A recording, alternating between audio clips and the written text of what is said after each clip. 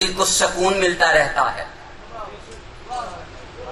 یہ مسلسل سکون مل رہا ہے۔ اب نبی ہر سننے والوں کو معراج کروا رہے ہیں، سننے والوں کو معراج کرا رہے ہیں۔ سدرۃ المنتہا تک سب سکون میں تھے، وہاں پہ کہا کہ جبرائیل کو وہاں پہ روک دیا گیا، اب بھی سکون ہے، روک دیا، پھر سکون، کہا آگے براق جا رہی ہے، پھر سکون، کہا براق بھی پیچھے رہ گئی، پھر سکون، کہا میری نالین چلی گئی، پھر سکون، کہا عرش کے قریب اپنی نالین کو اتارنا چاہا، تب بھی سکون، کہا پروردگار کی آواز آئی کہ نالین کے ساتھ آ جا، پھر بھی سکون، کہا پردے کے اندر سے آواز آ رہی تھی، پھر بھی سکون، جب کہا کہ پردے میں سے ہاتھ نکل رہا تھا، اب بے چینیاں آنی شروع ہوئی، اب بے چینیاں ہیں، اب بے چینیاں ہیں۔ ہاتھ جبرائیل تک تو ٹھیک تھا، براق تک تو ٹھیک تھا، جبرائیل کو سدرۃ المنتہا کے قریب چھوڑ جانا تک تو ٹھیک تھا، یہ ہاتھ کیا ہے؟ اب یہ وہ مقام تھا جہاں رسول نے اپنی مجلس کا مقدمہ پیش کر کے نتیجہ دینا تھا۔ اکثر نتیجوں پہ چہرے بگڑ جاتے ہیں، عقیدے بگڑ جاتے ہیں۔ کسی نے حیرانی میں پوچھا، کسی نے تجسس میں پوچھا، کسی نے تسلی کے لیے پوچھا، ہاتھ کیسا تھا؟ ہاتھ کیسا تھا؟ تو اب وہاں پہ نبی نے علی کی حد بتائی۔ جب کوئی حد نہیں بتا سکتا تو ہم بتائیں گے کہ علی کی حد کیا ہے۔ رسول کی زبانی، رسول نے کہا ہاتھ جاننا پہچاننا تھا، ہاتھ جانا پہچانا تھا، ہاتھ کو میں پہچانتا تھا۔ اس ہاتھ میں انگوٹھی نہیں ہے، ایسا کوئی بھی ہاتھ سامنے آ جائے فرق واضح نہیں ہو سکتا۔ ہاتھ کسی کا بھی ہو سکتا ہے، لیکن اللہ کو علی کا وجود اتنا پسند آیا کہ وجود کے ساتھ منسلک جو انگوٹھی تھی وہ بھی ساتھ لے کر گئے۔ وہ پردہ قدرت میں انگوٹھی کا کیا کام؟ تاکہ نبی کو پتا چل سکے کہ یہ جو ہاتھ ہے اس کی پہچان کیا ہے۔ سمجھ میں آ گئی بات؟ اب یہ عروج ہے، انتہا کی منزل ہے، انتہا سمجھ میں آئی؟ یہاں تک مانو، اس سے آگے ہم بھی جانے نہیں دیں گے۔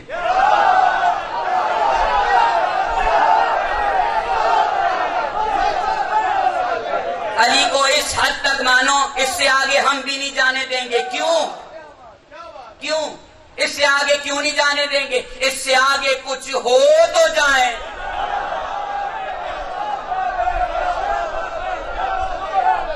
سمجھ میں آ رہی بات؟ پتہ چل رہا ہے انسان فطرتاً ترقی پسند ہے۔ سائنس نے کتنی ترقی کی، چاند تک پہنچ گیا انسان۔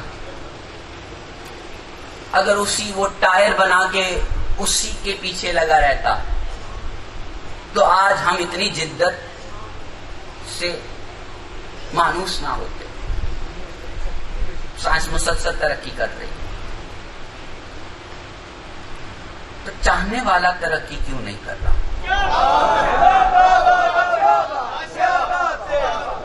چاہنے والا جدت اختیار کیوں نہیں کر رہا؟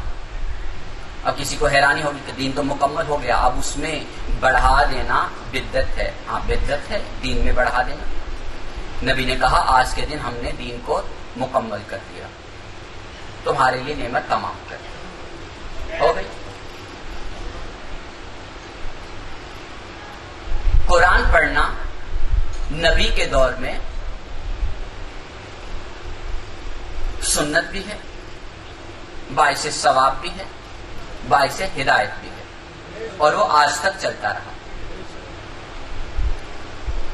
لوگ منبروں پہ قرآن پڑھتے رہے، گھروں میں بیٹھ کر قرآن پڑھتے رہے، چوراہوں میں کھڑے ہو کر قرآن کی تلاوت کرتے رہے. یہ وہ ہے جو نبی کے دور میں ہے. جدت بتاؤں قرآن کی، اگر تھوڑی سی تسلی ہو. قرآن پڑھنا نبی کے دور میں باعث ثواب، باعث ہدایت، باعث شعور، باعث اسلام کی سربلندی.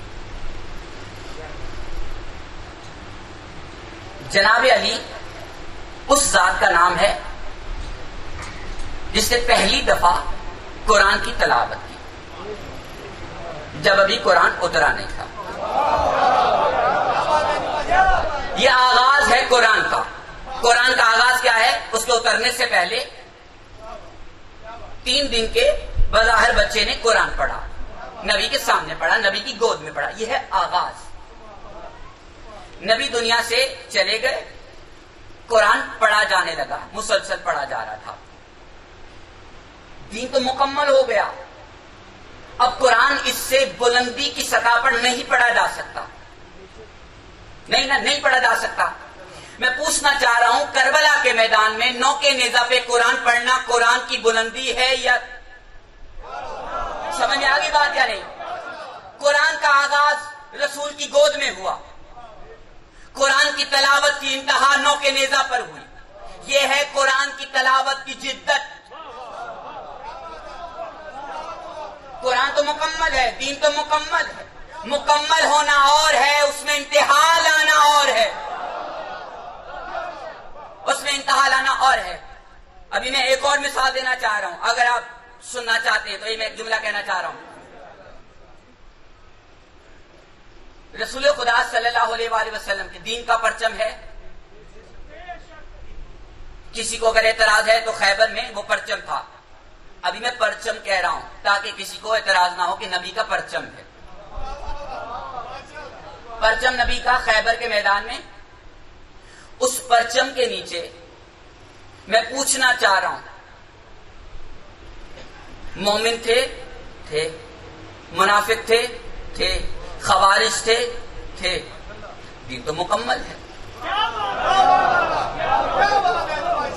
دین تو مکمل کر دیا رسول خدا نے، مگر علم میں پرچم نبی کے نیچے مومن بھی ہیں، مسلمان بھی ہیں، منافق بھی ہیں، خوارج بھی ہیں. اب اس کی میں جدت بتانا چاہ رہا ہوں. جدت کیا ہے؟ اس علم کے نیچے سے منافق بھی نکالنے ہیں، مشرک بھی نکالنے ہیں، خوارج بھی نکالنے ہیں. نبی کے بعد وہ علم آیا علی کے ہاتھ میں. علی کے علم کے سائے کے نیچے منافق بھی تھے، خوارج بھی تھے، مومن بھی تھے. سمجھ میں آ گئی؟ جمل سفین کی جنگیں سمجھ میں آ جائیں گی. سب تھے. جیسے ہی علم، اب 11 ہجری کو اسلام مکمل ہو چکا ہے، مگر علم میں پرچم نبی کے نیچے ایک عجیب سی تعداد ہے. علی کے دور میں بھی وہ عجیب سی تعداد ہے. لیکن جیسے ہی وہ علم عباس کے ہاتھوں میں آیا، جیسے ہی علم عباس کے ہاتھوں میں آیا، اب اس علم کے سائے کے نیچے کوئی منافق نہیں ہے، کوئی خارج نہیں ہے، کوئی مشرک نہیں ہے. سمجھ میں آگی بات یا نہیں؟ دین میں علم آ جانا یہ مکمل ہے. اس میں سے منافق نکال دینا انتہا کا نام ہے. عباس نے نکال دیے نا، مولا عباس نے. علم عباس کے ہاتھوں میں، کسی منافق میں جرت نہیں کہ آ جائے. 72 ٹن اس علم کے سائے کے نیچے. کسی بھی فرقے سے جا کے پوچھ لو، علم عباس کے نیچے کوئی منافق تھا؟ نہیں تھا نا. جب تک علی کے ہاتھ میں رہا پرچم کے سائے کے نیچے منافق تھی. یہ ہر فرقہ مانے گا، ہر فرقہ مانے گا. علی کے ہاتھوں میں جب تک علم تھا اس کے نیچے منافق بھی تھے، ماننے والے بھی تھے، خوارج بھی تھے. جب وہی علم عباس کے ہاتھوں میں آیا 73 فرقے کہیں گے اس علم کے سائے کے نیچے کوئی منافق نہیں تھا. میں پوچھنا چاہ رہا ہوں، آپ علم کے سائے کے نیچے بیٹھے ہیں، کوئی منافق ہے؟ سمجھ میں آ رہی بات یا نہیں؟ یہ جدت ہے، یہ انتہا ہے. عباس کا اتنا کرم ہے، 1400 سال گزر گئے علم عباس کو. یہ وہ علم نہیں ہے جو کربلا میں تھا، یہ اس کی شبیہ ہے. عباس نے وفا کی اتنی انتہا کر دی، کہا 1400 سال بعد بھی میرے علم کی شبیہ کے نیچے منافق نہیں آئے گا.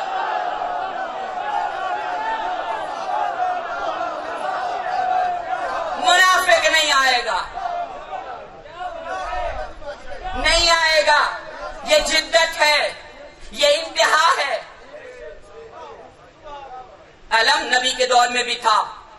اب یہ عجیب ہے کہ نبی کے ہاتھ میں آنے والے علم کو پرچم کہہ دیتے ہیں، آپ صرف ترجمہ کرتے ہیں.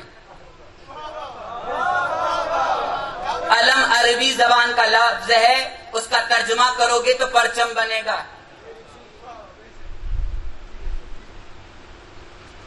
تو آ رہے ہیں نا، کتنی بڑی محنت ہے مولا غازی کی. سمجھ میں آ رہی بات ہے؟ ہر منافق کو نکال باہر کیا. ایک اور بات سنتے جاؤ کربلا کے حوالے سے.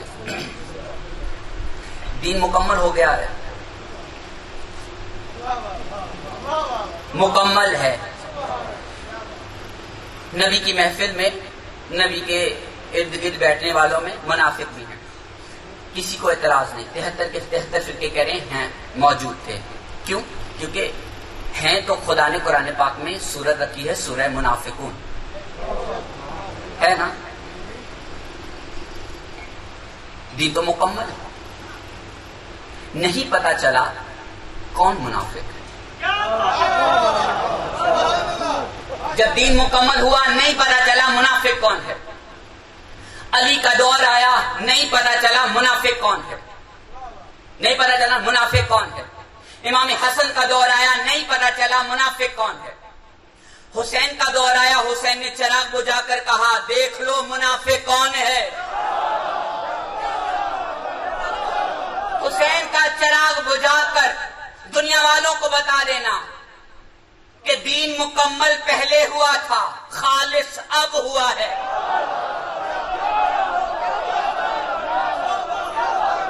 مکمل ہونا اور بات ہے، خالص ہونا اور بات ہے.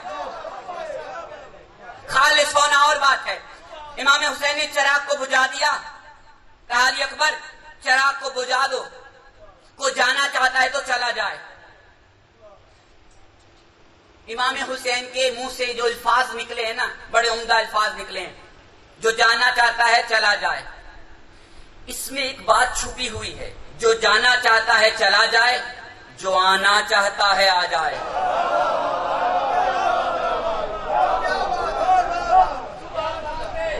اور وہاں پہ امام حسین نے ایک امتحان رکھا، فقط چراغ نہیں بجھایا، امتحان رکھا. جو یہاں پہ رکنا چاہتا ہے سر قلم ہوگا. سمجھ میں آ رہی بات؟ یعنی جو یہاں رکنا چاہتا ہے سر قلم ہوگا، یہاں سے جانا چاہتا ہے تو سر بھی بچ جائے گا، جنت بھی مل جائے گی، جنت بھی مل جائے گی. اب یہ انتہا دکھا رہے امام حسین. دور